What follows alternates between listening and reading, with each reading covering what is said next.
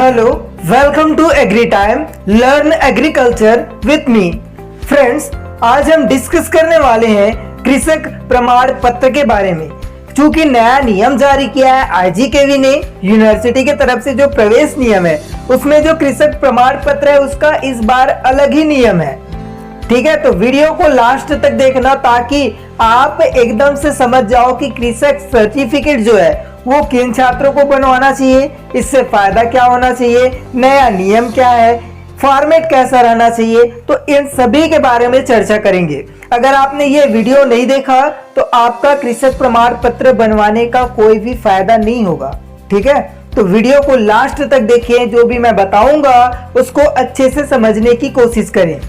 Okay, so first of all हम बात करते हैं कि इससे हमें फायदा क्या होता है। तो बताना चाहूंगा कि इससे हमें जितने भी एग्रीकल्चर कॉलेजेस है, हॉर्टिकल्चर कॉलेजेस है हमारे छत्तीसगढ़ में आईजीकेवी थ्रू, तो उनमें के जो सीटें हैं वो आरक्षित होती हैं। मतलब सभी कॉलेजों में कृषक वर्ग के लिए अलग से सीटें होती हैं। तो एक फायदा ये होता है कि आप अगर कृषक प्रमाण पत्र जो है वो बनवा लेते हो तो आपको कृषक वर्ग का जो सीट है वो मिल जाता है। ओके, दूसरा फायदा यह है कि इसमें आपको 5% का हॉरिजॉन्टल आरक्षण मिल जाता है। तो दो फायदे होते हैं कृषक प्रमाण पत्र बनवाने के। सेकंड हम बात करते हैं कि जो कृषक प्रमाण पत्र है इसको कौन कौन बनवा सकता है। तो सभी आरक्षित श्रेणियां के जितने भी है ना, वो सभी कृषक प्रमाण पत्र बनवा सकते हैं। जिनके पिताजी दादाजी की जो भूमि है उसमें कृषि कार्य होना चाहिए, तो वो सभी यहां पर कृषक प्रमाण पत्र बनवा पाएंगे या बनवा सकते हैं वो सभी।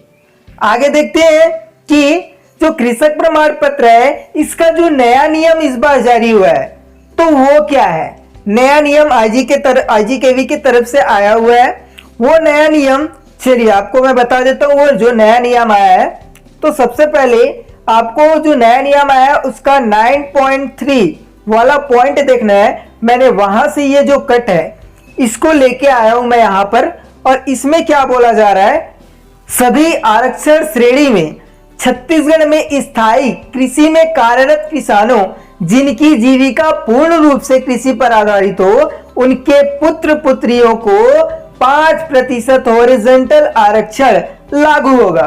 ठीक है, ये यहां पर बताया जा रहा है। बाकी ये इतना जो है ना, ये अगर एग्जाम होता तो था, तो ये तो पहले से था।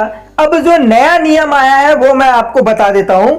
नया नियम ये आया है टिप्पणी क में, देखिए नया नियम टिप्पणी क में लिखा है और क में लिखा है, इस वर्ग के प्रत्याशियों को आरक्षण का लाभ कृषकों के उन पुत्र पुत्रियों को प्राप्त होगा जिन्होंने 5वीं, 8वीं और 10वीं और 12वीं 4 क्लास में, 4 जो क्लास है उसको, उनमें से 2 जो क्लास ऐसे हैं जैसे 5वीं 8वीं हो गया या फिर 10वीं 12वीं। ओके, तो जो 2 क्लास है वो उनको ग्रामीण एरिया में या फिर ग्रामीण क्षेत्र की जो शाला स्कूल है वहां से नियमित छात्र के रूप में उन्होंने अगर उत्तीर्ण की है, तब की स्थिति में उनका जो कृषक प्रमाण पत्र है वो मान्य होगा। ओके, और ठीक है आपने उत्तीर्ण किया है और मान लो आपने नहीं बनवाया है, ये जो फॉर्म है उत्तीर्ण किए हैं ऐसा वाला जो डॉक्यूमेंट आता है उसको, तो आपका जो कृषक सर्टिफिकेट है उसका कोई मतलब नहीं होने वाला है। अच्छे से समझाऊंगा मैं, बने रहो। देखो ख में क्या लिखा है, शाला का ग्रामीण क्षेत्र के अंतर्गत होना प्रमाणित करने के लिए तहसीलदार अथवा विकास खंड अधिकारी द्वारा निर्धारित प्रारूप में प्रदत्त प्रमाण पत्र क्या होगा, मान्य होगा। ओके, तो आपको कृषक प्रमाण पत्र के साथ ही साथ एक और जो प्रमाण पत्र है वो बनवाना पड़ेगा, और वो भी आपको तहसीलदार या फिर विकास खंड जो अधिकारी है उससे आप बनवा सकते हो।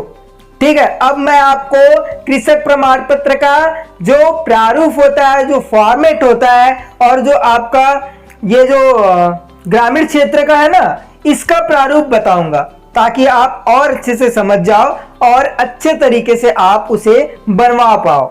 तो यहां पे आप देख सकते हो प्रारूप, कार्यरत किसान का प्रमाण पत्र।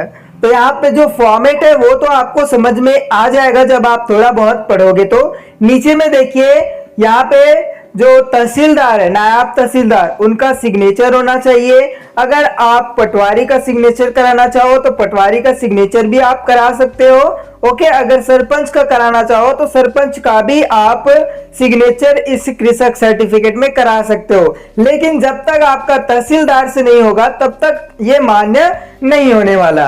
ठीक है, तो ये तो था कृषक प्रमाण पत्र का जो प्रारूप है वो, ओके, कि किस तरीके से रहता है। और भी तरीके होते हैं कृषक प्रमाण पत्र बनवाने के, आगे चलकर मैं उसको भी आपको विस्तार रूप से समझाऊंगा।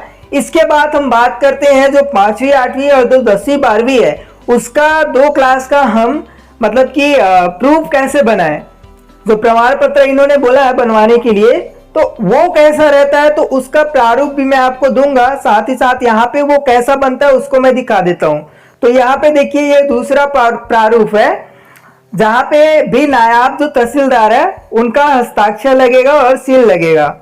तो यहाँ पे ये जो दूसरा प्रारूप है ये आपके नाम से बनने वाला है और जो कृषक सर्टिफिकेट है वो आपके पापा के नाम से बनने वाला है। ठीक है, यहाँ पे देखिए क्या लिखा है कि श्री कोमल कुमार ने 5वीं 8वीं 10वीं तथा 12वीं कक्षाओं में से निम्न कक्षाओं का नियमित छात्र छात्रा के रूप में ग्रामीण क्षेत्र की निम्न शालाओं में किया। ठीक है, या स्वाध्यायी छात्र के रूप में 2 परीक्षाएं ग्रामीण क्षेत्र की निम्न परीक्षा केंद्रों से उत्तीर्ण की है। यहाँ पे 5वीं 8वीं दिया गया है और यहाँ पे देख सकते हो जो स्थान है उसका नाम दिया गया है और बाकी जो तहसीलदार है उनका यहाँ पे सिग्नेचर है। तो इस तरीके से आपको एक ही में आप बनवा सकते हो इसको। ये जो किसान प्रमाण पत्र जो है इसको एक ही में बनवा सकते हो। इसका भी प्रारूप आपको मैं दे दूंगा। और यहाँ पे देखिए ये सिर्फ कृषक प्रमाण पत्र है, ये सिर्फ कृषक सर्टिफिकेट है। ओके, इसमें जो 5वीं 8वीं वाला जो आपका प्रमाण पत्र है ना वो इंक्लूड नहीं है। तो ये ऐसा भी बनता है कृषक सर्टिफिकेट। यहाँ पे देख सकते हैं, यहाँ पे थोड़ा लंबा चौड़ा यहाँ पे लिखा हुआ है, लेकिन ऐसा भी कृषक सर्टिफिकेट आप बनवा सकते हो। इसका भी मैं प्रारूप आपको दे दूंगा। यहाँ पर भी आपको देख सकते हो वहां पे किन किन का था, सरपंच का भी आप करा सकते हो, आपका पटवारी का भी करा सकते हो, तहसीलदार का भी करा सकते हो, ऐसा करके मैंने बोला।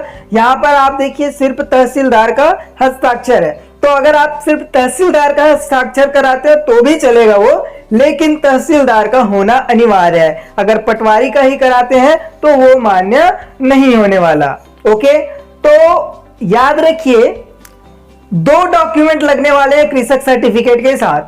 पहला आपका कृषक सर्टिफिकेट लगेगा, दूसरा आपका 5वीं 8वीं, अगर आपने 5वीं 8वीं 10वीं 12वीं अगर 2 क्लासेस अगर आपने ग्रामीण क्षेत्र से उत्तीर्ण की है तो उसके लिए भी आपको प्रमाण पत्र जो है वो तहसीलदार के पास या फिर विकासखंड जो अधिकारी है उनके पास से बनवाना आपको पड़ेगा। प्रारूप 3, अगर आप प्रवेश नियम में जाओगे और देखोगे जो डॉक्यूमेंट दिए गए हैं तो उसमें प्रारूप 3 में जाइएगा, 3 में, तो यहाँ पे बताया गया है कार्यालय तहसीलदार अथवा विकासखंड अधिकारी। तो इस तरीके से यहाँ पे देखिए जो प्रारूप है वो यहाँ पे दिया गया है।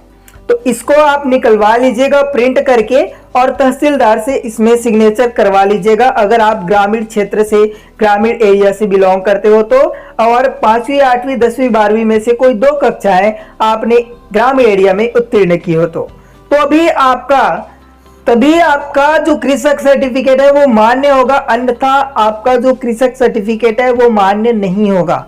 ठीक है, तो मैंने यहाँ पर सारी जो आपकी समस्याएं थी, जो क्वेश्चंस थे कृषक सर्टिफिकेट के ऊपर, वो मैंने यहाँ पर क्लियर कर दिया है। फिर भी अगर आपको कोई दिक्कतें होती हैं, ठीक है, तो आप मुझे मेरे व्हाट्सएप नंबर पर मैसेज करके जानकारियां ले सकते हैं। मैं यहाँ पे मेरा व्हाट्सएप नंबर लिख दे रहा हूँ, 9009300882 मेरा व्हाट्सएप नंबर है। इसमें आप मुझे पूछ सकते हो। साथ ही साथ ये जो प्रारूप है ना, इसका पीडीएफ भी आप मुझसे प्राप्त कर सकते हो, आपको इधर उधर ढूंढने की जरूरत नहीं पड़ेगी। तो मेरा काम था वीडियो बना के आपको समझाना, आपका काम है लाइक कीजिए इस वीडियो को, शेयर कीजिए, कमेंट करके बताइए आपको ये इंफॉर्मेशन कैसी लगी।